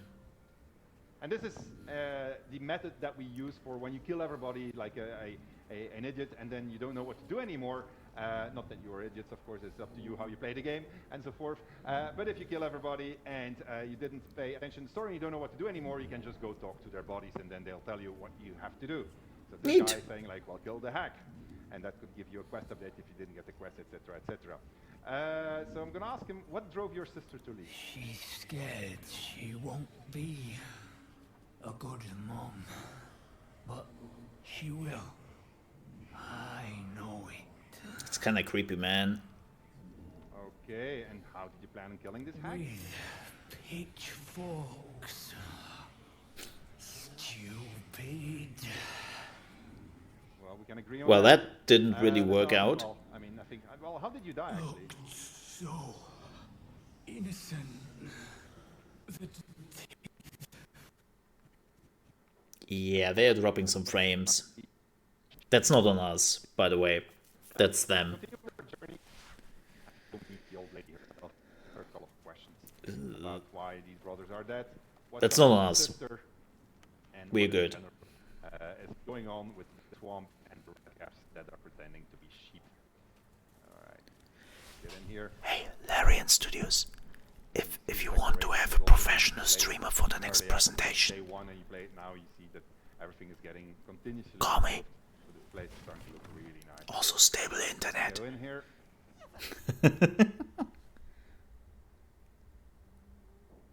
I don't want a crumb left on that plate, girl. Auntie Ethel, please. One more bite and this pie is gonna go. Wow. Yes, professional chat. The wooden spoon. We're eating for two, so get to it. If it isn't the cheekiest pup of them all, you best have one hells of an apology for me, young man. I get a wizard option because I had a Gale Dingus Street, wow. Tell me, Hack, is this intimidation part of the bargaining? Alright, alright, thanks. The wizard thinks he's smart because he can read. How Many people precious. do. You know, I was going to give you a swift kick up the arse and show you the door, but I think you and I could have a bit of fun together. Oh boy. Gods grant me patience. Eat up, Mayrina. I won't say. I love the new lighting they put into the game, and she doesn't look too good. Mayrina, I have some bad news for her. Keep that hole under your nose shut, or things will get messy. You know what that sounds like to me? Leverage. What is it? What's going on? So now I get the option to say, like, nothing I mistook you for someone else, or Auntie Ethel killed your brothers. I'm gonna tell her that Auntie Ethel killed her brothers. That can't be true. Auntie Ethel. They were being rude, and I detest rudeness. Yeah, you didn't complain when you ate half of their body in the cake. And whoa. Silence at Wave last. of the hand. Some time in the cage should do her good. And you'll regret sticking your nose in my business. Uh-oh.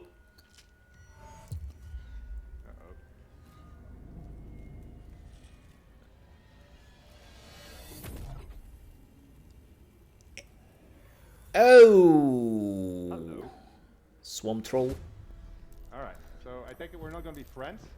So we're gonna get in combat and we're gonna try to show you a whole bunch of druid powers in here. If I don't ruin it.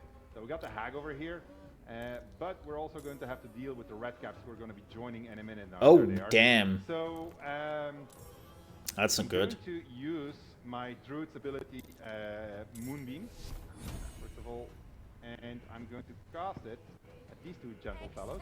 So basically, I now have a Moonbeam, and every turn I'm going to be able to move that beam if I want. So, the beam is going to get... I'm pretty sure he just explained something very important to us, but unfortunately I didn't understand him. That's a lot of red caps, by the way. And then I am going to... I don't have a bonus action. Wait, hold on. I'm just... They don't sell data. Shadow Hair right now because she is first in the turn order together with... Actually, no, they're in Europe. Bad guys, and then it's going to be my fighter. They should actually have like good internet, not US internet. I'm going to cast the blast spell on Robert, just to buff myself up. And so the blast spell, she needs to stay concentrated on it, but it gives a 1d4 bonus to the attack rolls and the saving throws. So it's basically going to give me a higher chance to hit and a higher chance to resist whatever bad thing they're going to throw at me. So I'm going to move Shadow. I still love the music. I don't want to throw her in combat. She's my cleric. However, you, I want to throw in combat, but you are Big blocked. bear! The Get the petty, get the teddy in. Okay, well, we'll just have to lift that. So, the hack is dashing up. Some poisonous fumes at us. Ooh! And she casts a vicious mockery spell on us. And what does that do? It gives me a disadvantage on my next attack roll, so it's going to be compensated by my bless spell. Okay, I'm going to give my Githyanki. She has psionics ability, which allows her to jump super far. Pardon. And I am going to teleport her next to those guys. Damn, can she jump? Make sure that they don't pass without my Githyanki taking a swipe at them with her attack of opportunity. And then I'm going to use Gale. What was the jump range? And The what? I am going What? to... I must have missed something. I'm going to do grease first. Try to plug them. Somebody from the production team give me something to drink because of the smoke behind me. I'm getting a very sore throat. Okay. All right. So we've got a whole bunch of greased up. What do you call them again? Red caps. So I'm going to. Or goblins. Try to. Well, I mean, red caps is the right word, but you know. She has. No, sorry. I need to select my Githyanki fighter, and I'm going to use accent search, which. Do it. Yeah, no, I'm going to do that. Alright, so I'm going to just smack this guy. I could actually put them all on fire, but I like them being in the grease, so I'm going to keep them in grease. Just smack. Oh my god, look at that. 20. Damn. And he. Deleted. Fine, well, he's not exactly fine, but he's going to do well. Alright, so my bear is poisoned. But Oh, look at that bear. Combat, so I'm going to give him a dash. I'm ignoring the hack because I know exactly what she's going to be doing. She always does the same routine. So I'm going to go over there. Cheater. I warn you also, there will be some spoilers in this. And the bear and the Githyanki. Don't look, chat. There's spoilers. I will look away now for the next 30 minutes. The bear also. Hold on. My mouse is not reacting. Okay. Please don't tell me what is happening. I'm going to cast a guiding bolt. If I can. One of them. Yeah. Won't hit. Oh, it did hit? 26. That must have killed him. Wow. Okay. Good. Yeah, you were getting a lot of crits there, Sven. Ah, thank you, sir. Through the corona. Oh, thanks. Oh. More red caps. And they are doing nasty things to my bear. Yeah, leave the bear alone. Hi, you need to go away. Please. Okay, there she goes. So she makes an illusionary thing there, and then she dashes off, and then she's going to leave it alone with these. Oh. All right, there she goes. So we got another red cap that's up. Oh my god, not the bear. Ouch! So the bear is out of HP, but now you see how powerful the druid is actually, because she just changed back into her druid shape. Ow, ow, ow. And she's still... Oh, she's dead. She's still alive, which is actually a good thing. Okay, we need to fix this here. Now, this guy has only 13 left. This one has 12. So if I do a really good sleep Give me just a second here, folks. Sleep level 2, I can put 2 of them to sleep.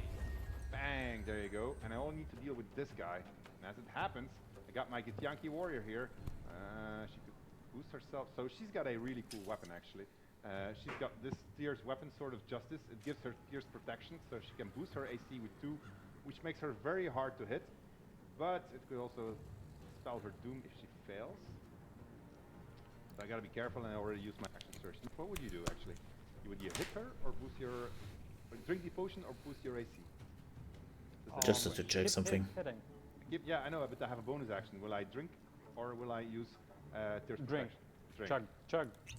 Okay, I'll drink. Chuck, for chuck, 15, chuck. And then I'm gonna just smack. Oh, that was not the best. This smack. No, that was pretty meh. 14 damage. Right. Okay. Well, we'll just have to survive. Oh, well, that's great. It's her turn. Oh, this is gonna be easy.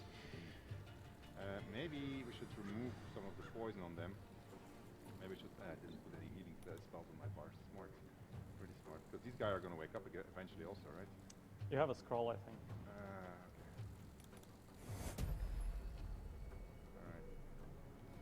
It's one that I need to be next doors to her.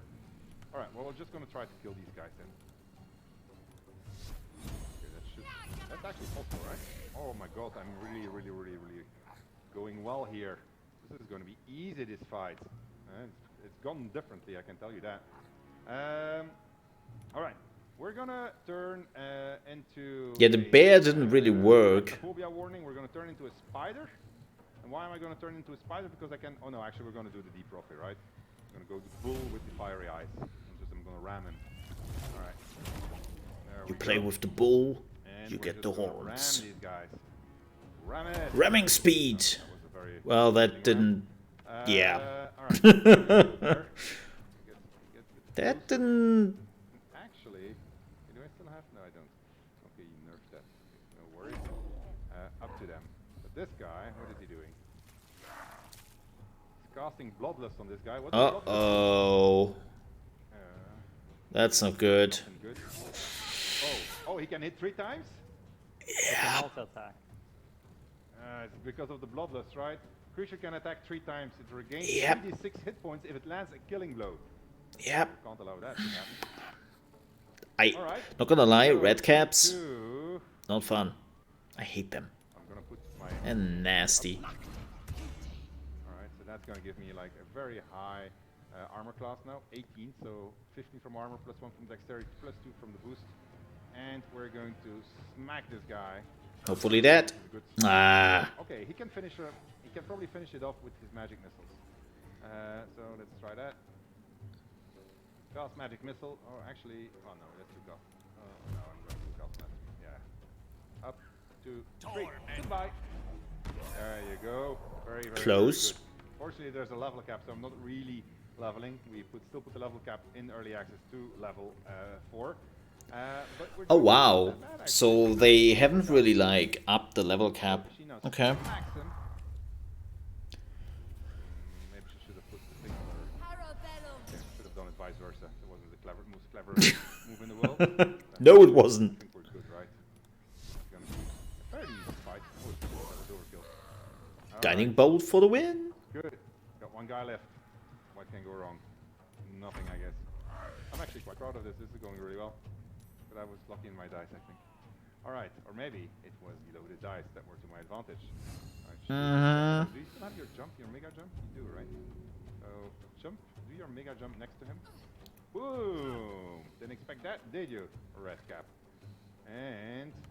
boom! Boom! Boom! Right. Boom! Critical miss. I saw that coming. Try that again. Well, this is an excellent opportunity to bring my flaming sphere. Why is my flaming sphere not clicking? Ah, there you go. Okay, so. Because it wasn't outside. Oh, I can get there. No, there. Okay, there. It's a flaming ball. He's not only having to deal with a dangerous Githyanki, he also has to deal with a dangerous flaming ball of fire. So this is going really well. All right. So let's see. Can I do the tournament? Just nah. Who likes it, that spell so much? No, I'm gonna do Moonbeam. That's why I'm gonna do it. Maybe I'll throw a Brr, Moonbeam. Brr, Moonbeam. Moonbeam.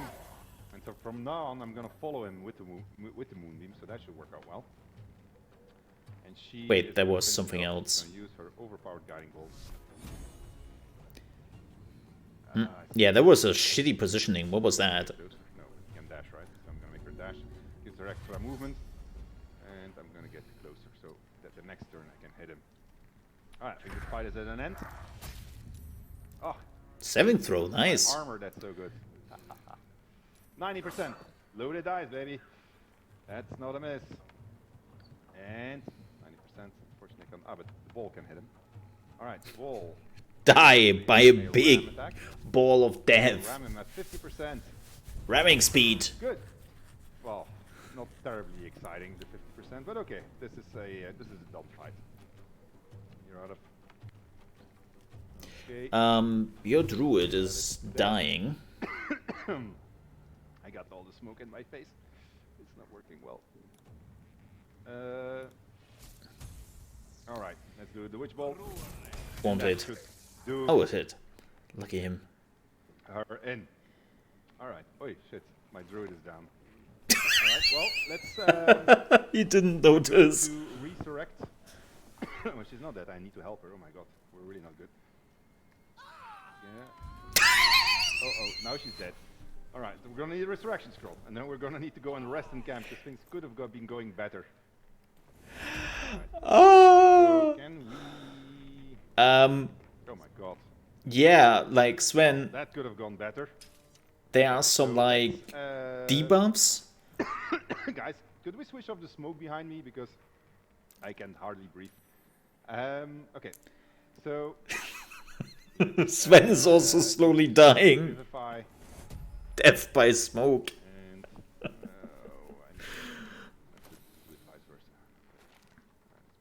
here, and then put this one, and then we're gonna bring back with that click on party portrait trick that they was. Oh, it doesn't work for resurrect. Please tell me it works for resurrect. It doesn't work for resurrect yet. Oh no, that's a bug. Okay, well then we'll just do it here. Things happen. All right, good. So we still have Gale that's dead, so we're gonna have to sacrifice yet another one of these scrolls of resurrection. They're expensive, so I'm gonna have to buy new ones. Yeah. And we gotta find Gale back, who is down here, and we are going to. He's stable, I think. I think he should be able to just help. He just needs help. Yeah, that's right. He has the icon of stabilization, but I can't select him. It looks like. Uh-oh. I'm gonna get in trouble here. Gale, I just click on your icon there. Oh, so that does work. Clicking on the party. I have a problem with my mouse here, so I might be actually misclicking. So apologies for it. It has to Of course, he is misclicking. Right. We gotta go to camp, end my day, and just have a little rest here. So, yeah, we're gonna have a small moment with Shadowheart, I guess. Damn thing. It has to open, surely. It has to do something. Shadowheart's attention is consumed by a strange box that she turns over in her hands. The box is inscribed with glyphs, similar to those used by the Githyanki. Alright, my Arcana check was successful, so a Githyanki artifact. How did you come by that? In an instant, Shadowheart hides the box from view. What books? What? Okay, I know what she's going to do. I mean, like, if I ask any of these questions, she's going to be angry at me, but, I mean, she's angry at me anyway, so... no, secretive, you can trust me. A bold statement, if not an accurate one. Leave me be. Oh, Shadowheart, so many secrets. Alright. Well, let's see if we can find a friendlier soul. How about the dog? Does this Scratch? Ah, Scratch the Poppers. He's got a ball in his mouth. Alright, let's see if I can wrestle it from him. Nope. Nope. Just not. I do have inspiration points, so I could try again, but I'm not going to do that. Instead, I'm going to do a little trick that I discovered. And that is, we burn the dog. But what? I'm going to Who use, said that? I need a little short rest here, so that I get these wild shape points back. So I have 2 charges, and the short rest restores them. Oh, he can be a dog too. Myself into a or cat. Wolf. Oh, a wolf. Then I'm gonna alpha the dog, because it's cat day, it's not dog day. The dog holds a well-chewed ball in his mouth. There's a big wolf. Alright, and now I'm alphaing him, and basically telling him, hand over the ball. And that's so rude. These things go. Not even gonna argue. Alright. It's only fair that you enjoy it too. But if you feel like throwing it, I wouldn't mind that at all. I didn't introduce myself before. You can call me Scratch. Aww. Ah, man, you're a nice dog. Okay, I'm sorry. I'm sorry about what happened to your owner. So I found this dog near his master who was killed. And so I adopted him. And now I'm alphaing him, and now I feel good bad person. About it, but, all right, so. I stayed with him until I knew he was gone. Mm-hmm. Replace him. I'm glad to have somewhere to lay my head. Alright. It's kind of frightening. Like the dog is like, yeah, I can lay my head here, right? Right? Talking to the huge wolf. Resurrection things, because in case it goes wrong. So let's go there. Where is he? Hello. Oh, can't speak like that, so let me dismiss my wild shape. This wild shape button, and let's talk. So the way it works, if you talk to your companions, you can actually talk when you're an animal because they know about you. If you talk with strangers, you do need to turn yourself into your regular. Thy name has been recorded. This dude. So this guy, I picked him up in some chapel in the beginning of the game. For whenever thou hast need so he's been following me around for whatever reason, which is only going to be explained later in the game. But the cool part about him is that he actually be assured, it is not by choice. He sells resurrection scrolls. Ah. Alright, so a mending of the threads between life and death. Probably super expensive. If thy compatriots perish, I will cleave soul to body once more. Okay, what's the cost? A matter of coin. 200 each? That's outrageous. Such is life. Outrage, leading to a singular end. I like that, dude. Isn't that right? Okay, well, you know what? I'm going to trade you for some resurrection scrolls. And I'm going to buy all of them, and I'm going to give you for that, I'm going to give you the dog's bowl. No, I'm not going to do that, right? I'm just going to buy them. All right. Okay. All right. Oh, no! I did it wrong! No! No! Dingus! All right. Well, that is the way it goes. I misclicked. Oh, no. No resurrection scrolls. This is going to be great. How much money do I have? Nothing. I have, what, 2 scrolls left? 3 scrolls left. All right. Well, we should be able to... He basically just gave him the money. Here and continue my exploration of the Druid. So what we're going to do Well, is the skeleton will definitely like you. Druid shape, and we're going to go into the dungeon of the hag, and we're going to try to solo the dungeon and save my arena from the hag using nothing but my Druid abilities and without getting the rest of the party involved. If we get into combat with the hag, there might be a need to call them in because that would be a little bit hard, but I think I can manage to do a lot of this dungeon just using my Druid. Alright, so I'm gonna pick my Druid. Sven, here's the thing. I totally believe that is the case. To get a little bit of help, I'm gonna ask Shadowheart here. Like I can totally believe that. The best thing that you need to give me. But having seen your playthroughs, they remind me of my playthroughs. So protection against aberrations, celestials, elementals, but especially Fae is what that hack is. And that's going to prevent her from charming, frightening, or possessing me. Things that she's actually particularly good at.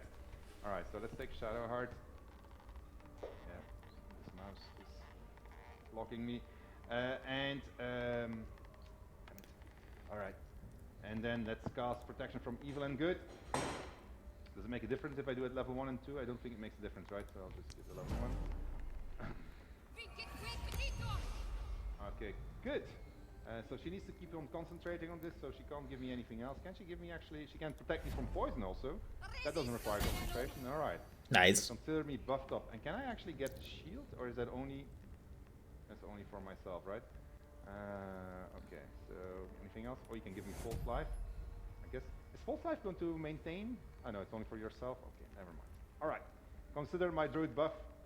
And let's all the buffs. Dungeon. Oh no, that's not you. The druid, I said. And let's see what's going to happen to us. This would be... Oh, I'm going to just live dangerously and assume that it's going to go. What is he saying? I'm slightly confused. He probably said something very important we have to look out for. That reminds me of the God of War playthrough we actually did. Where at the beginning, it's like, yeah, look out for the... This is my personal playhouse, and you don't have an invite. Get out! Alright, well, you know what? I think I'll stay a while. Wriggler eating your brain Also, there's a bird nest on your head. Leave.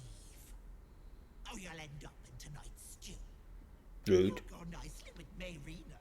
She's already marinated. Oh, that's a writer being clever there. Alright, so this is like a small museum of the Hacks trophies. So you see a woman that's holding her own head, and if you click on the head, you get like a... She wished for the mind of a genius, but that silly head crushed me. That's rude. There's a guy trapped in the mirror. But we're looking for on this guy. Well, actually, we can listen to his story. My dearest Ephraim, he begged me to halt the deadly disease that ravaged him. Well, he got exactly what he wanted. Speaking about be careful what you wish for. So, and here is actually a trick. This is why I actually took the protection against good and evil, because I knew I was going to come here. So this mask, if you put it on, you become part of the flock. And let us just do that so you can see what happens. So let me equip. Okay. Hello. My, the mask suits you.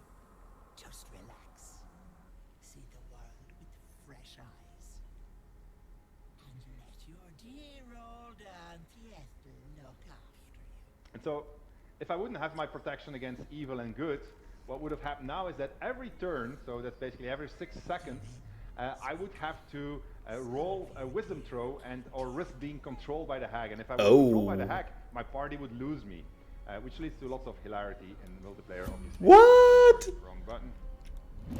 That would be Now, cool. Putting on the mask actually does have its advantages because it allows me to see the illusions of the hag. And so we notice that this door is an illusion. And so what I can do is I can just walk through this door. There are obviously other ways of That's really cool. This is a particularly neat way of doing That it. they can actually Remember lose what you. Nick said about the utility value of a cat? We're going to assume wild-shaped cat now. Okay. So we're going to use the cat to bypass these now. Oh, actually no. Oh man. Okay. Too late, right? I'm going to change this. I'm going to dismiss my wild shape. Well, he has only one spell left now. The thing is that I still have that mask effect on me, and I don't want them. Where is it? Okay, so I'm just going to drop this on the floor because it's useless now, and I'm going to make a short rest because I'm going to have to change something.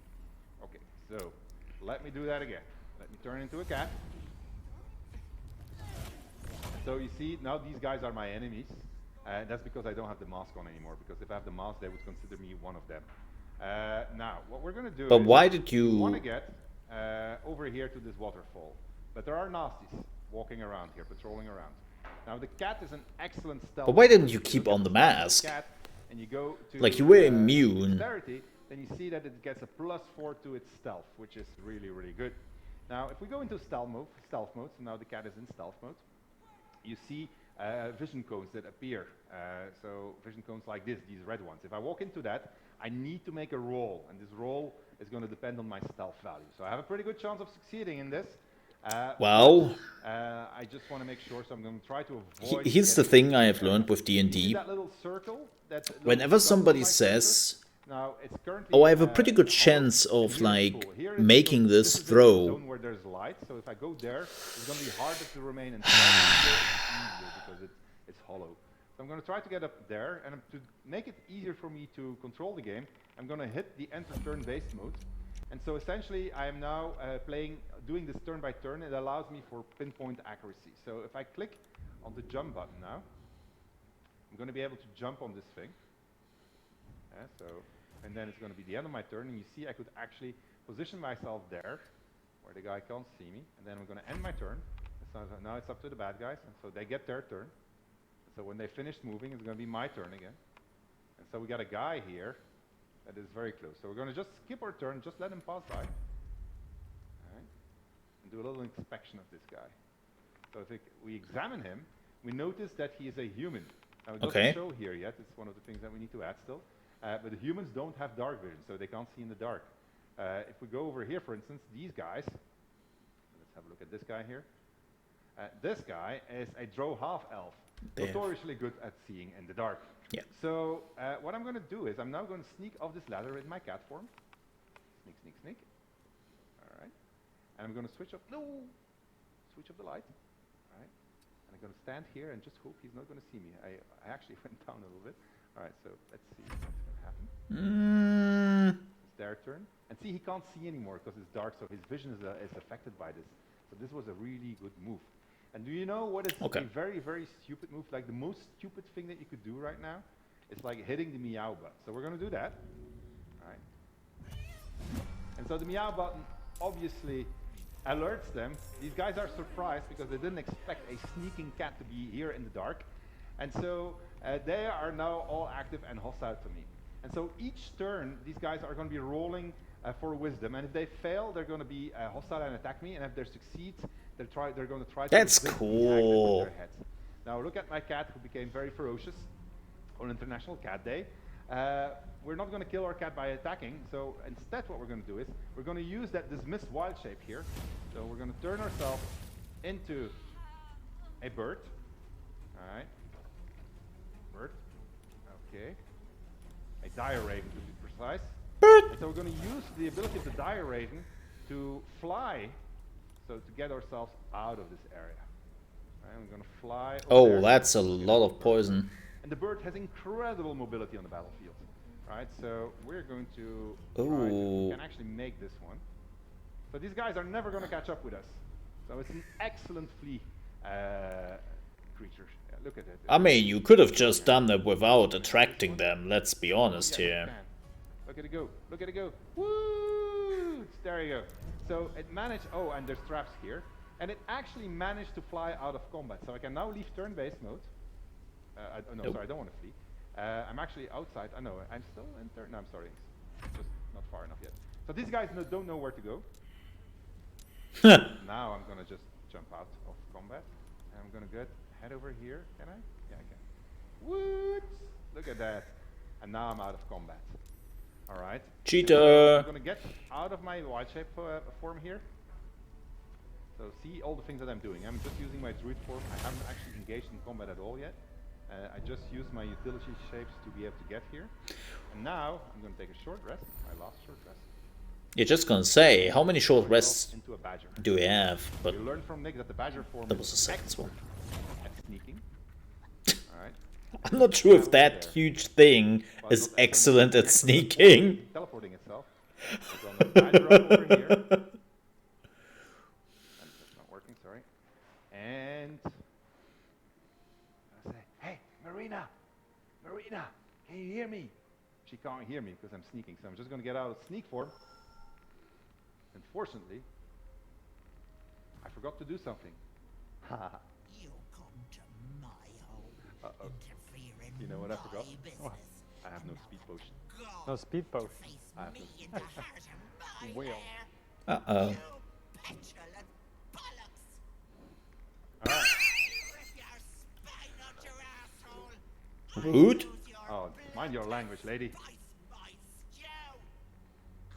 I don't know about you guys, but I just love it. Like, look at the badger versus the hag. Being an animal, using all of the animal's abilities. It's just cool. Rude.